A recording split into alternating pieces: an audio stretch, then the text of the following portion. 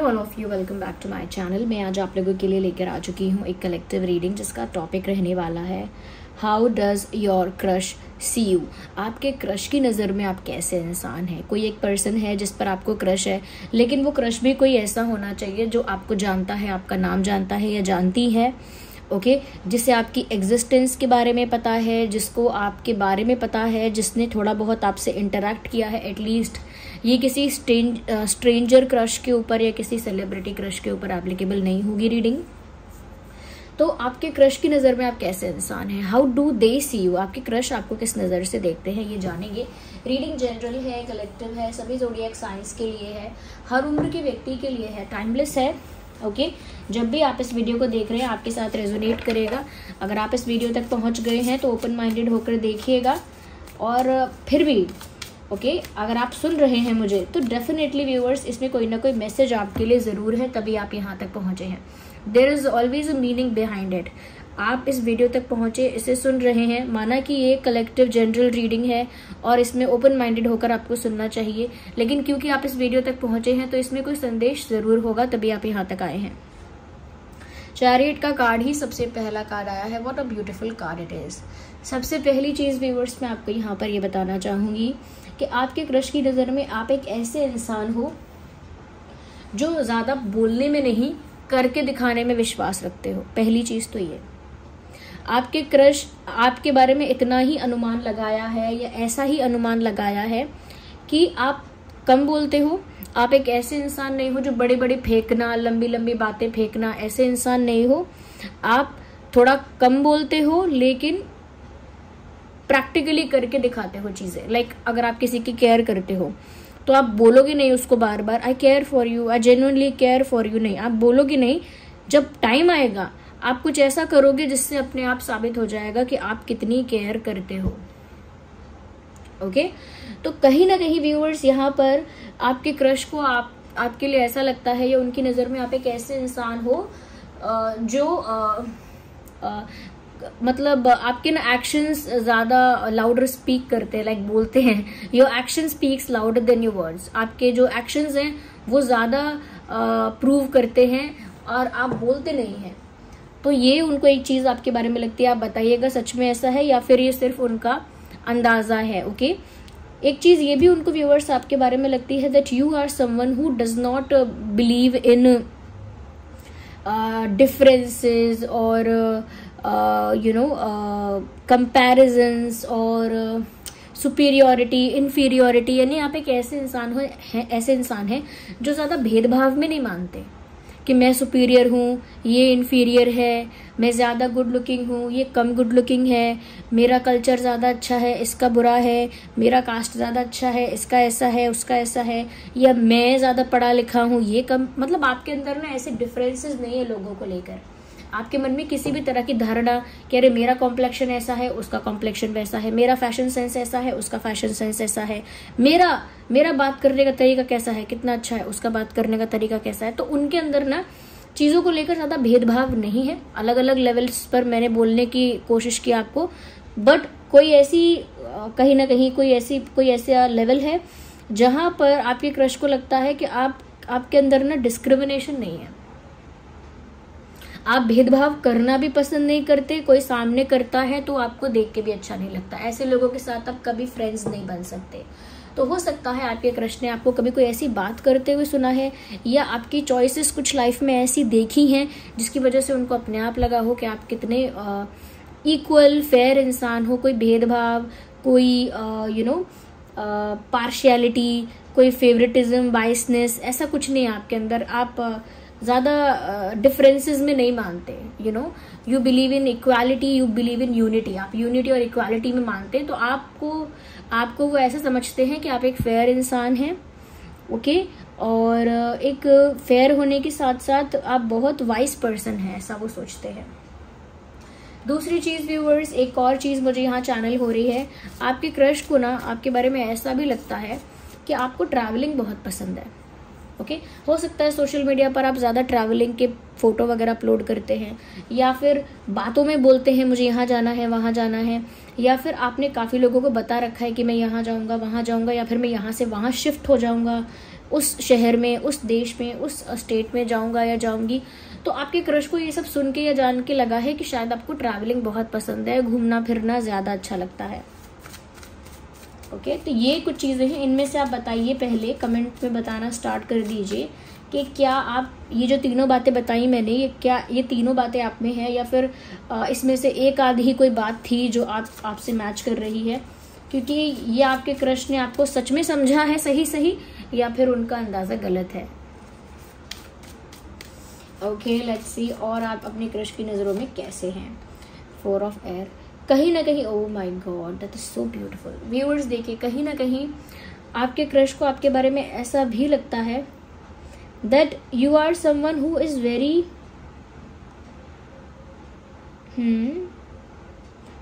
conservative and shy. okay, मतलब sometimes उनको लगता है कि आप काफी कंजर्वेटिव और रिजर्व टाइप के इंसान हो, ज्यादा बोलोगे भी नहीं, ज्यादा शेयर भी नहीं करोगे, ज्यादा एक्सप्रेस भी नहीं करोगे और ज्यादा ओपन भी नहीं होगे, ऐसा भी लगता है उनको।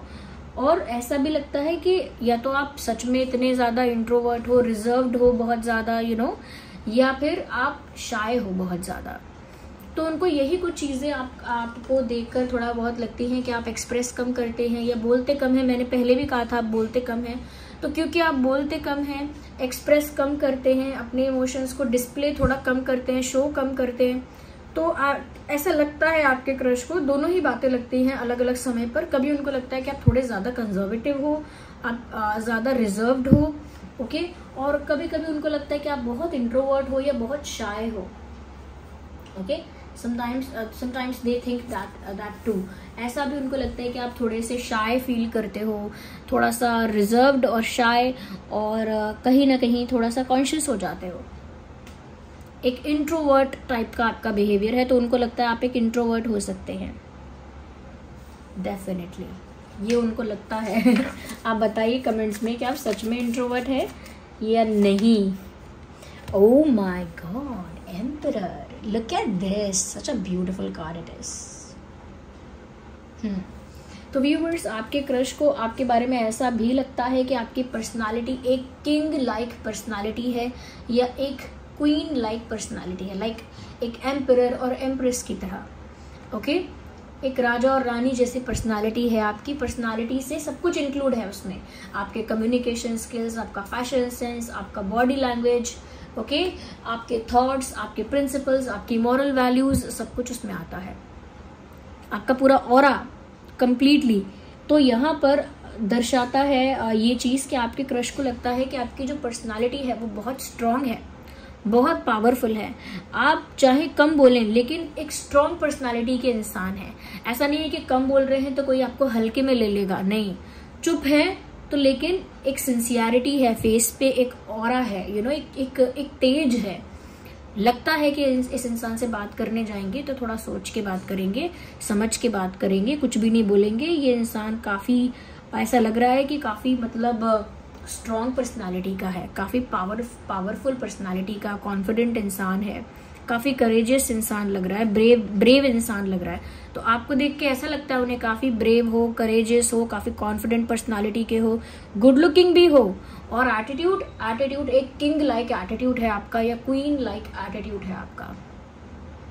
ये देखने भर से, इसमें कोई पर्सनल इंफॉर्मेशन या पर्सनल उनको नॉलेज ना हो आपके बारे में ज्यादा, ये एक लुक्स के बेसिस पर उनकी सोच ऐसी बनी है। दिखने में आपको ऐसा समझते हैं वो कि जैसे आपकी पर्सनालिटी बहुत स्ट्रांग है, आप बहुत कॉन्फिडेंट हैं, कहीं ना कहीं एटीट्यूड आपका एक किंग वाला एटीट्यूड, क्वीन वाला एटीट्यूड है, और आपका जो ऑरा है वो बहुत शार्प ऑरा है। मतलब कोई भी देख के ना मुड़ के देखेगा, कोई एक बार आपको देखेगा तो दूसरी बार मुड़ के जरूर देखेगा आपको, ओके, पलट के एक बार फिर जरूर देखेगा। इस टाइप की स्ट्रॉन्ग पावरफुल पर्सनालिटी उन्हें भी आपकी दिखती है, और आपके अंदर ना उनको एक किंग, जैसे मैंने बोला ना, किंग लाइक एटीट्यूड है, तो उसकी वजह से मुझे लग रहा है कि उन्हें आपके अंदर ना व्यूअर्स एक डोमिनेशन भी दिखता है कभी कभी। हालांकि उन्होंने वो एक्सपीरियंस नहीं किया है, बट उन्होंने आपको देख के ही जज किया है कि ये इंसान अगर ऐसा है, इसमें एटीट्यूड होगा, कम भी बोलता है, हो सकता है कम इसीलिए बोलता है, इसमें एटीट्यूड भी है,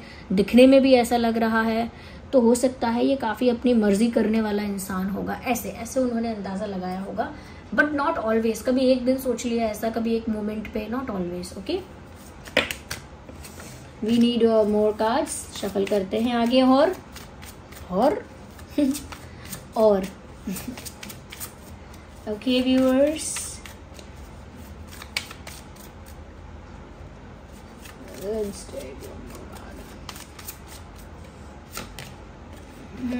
नाइन ऑफ वाटर।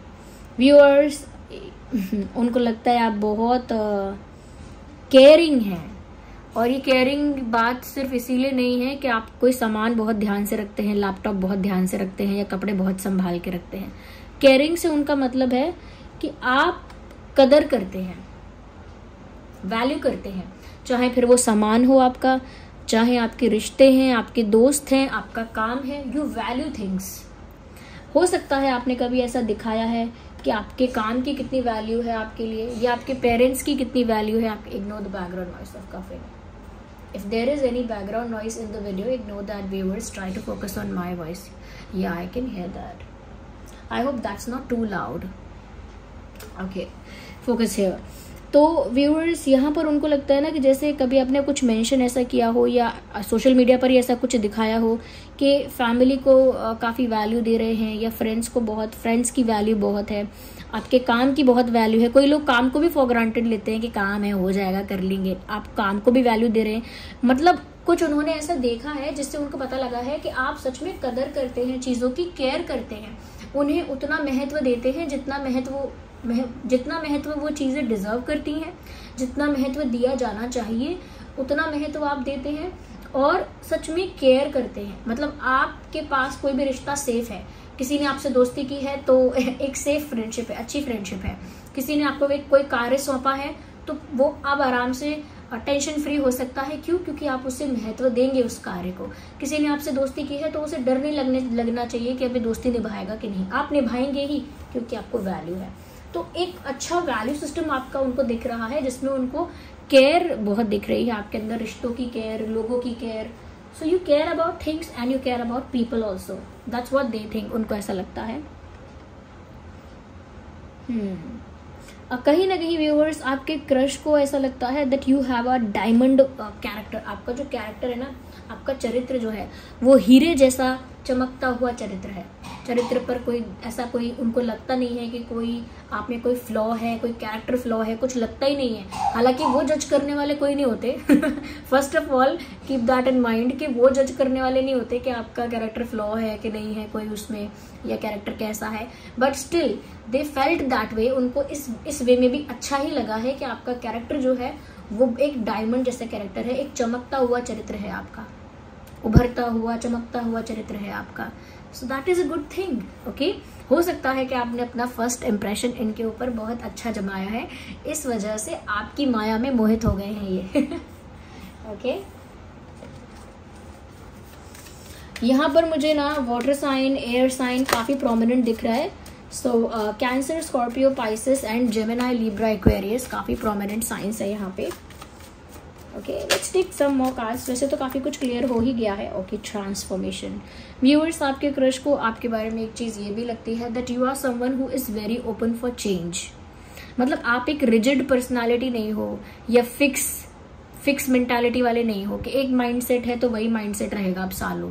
ओके, सालों तक वही रहेगा। या एक तरह का थॉट प्रोसेस है तो सालों तक वही थॉट प्रोसेस रहेगा। या फिर आपने एक चीज़ बिलीव कर ली तो अपना बिलीव अब चेंज नहीं करोगे आप। तो मतलब एक फिक्स और रिजिड आपकी मेंटालिटी नहीं है। You are someone who is very open for change. आप नए नए चेंजेस को लेकर काफ़ी ओपन रहते हो, एक्सेप्टेंस में रहते हो। ओके, तो जैसे कोई एक सॉफ्टवेयर यूज़ करता है, फिर सॉफ्टवेयर में अपडेट आ जाता है या फिर नया सॉफ्टवेयर आता है, तो इंसान बोलता है नहीं, मैं पुराना वाला यूज़ करता था, वही ठीक था, मैं नया यूज़ करूँगा ही नहीं। 1 महीने रेजिस्ट करेगा, 2 महीने मना करेगा। लेकिन जब वो सॉफ्टवेयर पूरे ऑफिस में उसमें काम किया जाएगा, या हर ऑफिस में वो सॉफ्टवेयर बहुत कॉमनली यूज्ड होने लगेगा, तब तो उसको सॉफ्टवेयर को चलाना सीखना ही पड़ेगा। ओके, तो कहने का मतलब ये है कि आप वो 1-2 महीने वेट करने वाले नहीं हो। आप नई चीज़ आती है तो उसको ओपनली एक्सेप्ट करते हो, समझते भी हो उस चीज को। So you are someone who is very open for transformations. Okay, कुछ लोग होते हैं ट्रांसफॉर्मेशन नहीं चाहते लाइफ में, मेरी जैसी चल रही है लाइफ वैसे ही रहे, वैसे ही कंफर्टेबल हूँ मैं। बट कुछ लोग होते हैं जो जानते हैं कि जरूरी है चेंज और उसे एक्सेप्ट करते हैं। So you are one of them. आप पुरानी चीजों को खत्म होती हैं तो खत्म होने देते हैं और नई चीजों की तरफ शुरुआत कर देते हैं। बट कुछ लोग ऐसे होते हैं जो पुरानी चीजें खत्म हो रही होती हैं तो उसमें बहुत टची हो जाते हैं, उसमें बिल्कुल अटैच हो जाते हैं उस चीज से। मेरा वो पुराना ऑफिस था, वो इतना अच्छा था, मतलब अब उनको वो चीज एक्सेप्ट करने में ही 5-6 महीने लगेंगे। तो कहीं ना कहीं ये सन का कार्ड आ गया। बहुत ही व्यूअर्स क्या बात कहे, अब सन का कार्ड तो पूरे टैरो डेक में सबसे अच्छा कार्ड है। और क्या कहे, आपके क्रश को व्यूअर्स, आपका कैरेक्टर और आप खुद ओवरऑल पर्सनालिटी उनको बहुत इंटेलिजेंट लगते हो, बहुत कह सकते हैं कि अबंडेंस दिखती है उन्हें आपकी लाइफ में, अबंडेंस। और जरूरी नहीं है कि मैं अबंडेंस पैसे के मामले में कह रही हूँ, अबंडेंस एज इन एक फुलफिलमेंट है आपके अंदर कि जैसे किसी चीज की कमी नहीं है, किसी चीज को लेकर दुख नहीं है, किसी चीज को लेकर अधूरापन नहीं है, इनकम्प्लीटनेस नहीं है, एक कंप्लीटनेस है इमोशंस में भी, लाइफ में भी एक ठहराव है, एक स्टेबिलिटी है, उसके साथ साथ कैरेक्टर में एक स्ट्रेंथ है आपके। ओके, और उसके साथ साथ व्यूअर्स इंटेलिजेंस है आप में। You are beauty with brains, उनको ऐसा लगता है you are beauty with brains. Okay, so let's take the last card here. I won't take more cards. Okay, मैं और cards नहीं लेने वाली हूँ. This is the last card. We are picking the last card here. Okay. Oh no, they are. We need one. No, again two. क्या वो viewers आप रोक रहे हो क्या divine spirits को? Don't stop them. Okay, messenger of earth. Messenger of water, not the earth, messenger of water. कहीं ना कहीं व्यूअर्स आपके क्रश को आपके बारे में ये भी लगता है, कुछ हद तक ऐसा कह सकते हैं कि ये भी लगता है that your way of talking is very sweet and polite. जिस तरह से आप बात करते हो मन इसीलिए मोहित हो जाता है क्योंकि आपके बात करने में एक मिठास है, या बात करने का तरीका ऐसा है कि मन करता है सुनते रहें सुनते रहें सुनते रहें। जो भी बोलते हो उसमें ध्यान से सुनने का मन करता है, या फिर आपकी बात, आपकी टोन इतनी स्वीट होती है या वॉइस आपकी ऐसी है। बट कुछ आपके थ्रोट चक्र का ही कमाल है ये कि उनको आपका जो वे ऑफ टॉकिंग है, वे ऑफ कम्युनिकेशन है, वो बहुत ही इम्प्रेस करता है, अट्रैक्टिव लगता है। So this was the reading and this is how your crush sees you. इस तरह से आपके क्रश आपको देखते हैं, उनकी नज़र में आप ऐसे इंसान हैं। आई होप थोड़ा बहुत आप समझ पाए होंगे कि उनकी नज़र में आप कैसे हैं।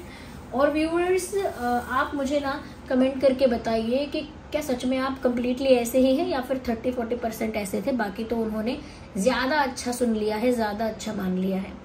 चलिए मिलते हैं अगली रीडिंग में। वीडियो को लाइक करना, नए हैं सब्सक्राइब करिए, डिवाइन यूनिवर्स को थैंक यू बोलिए और रीडिंग को क्लेम करिए। Bye bye, take care.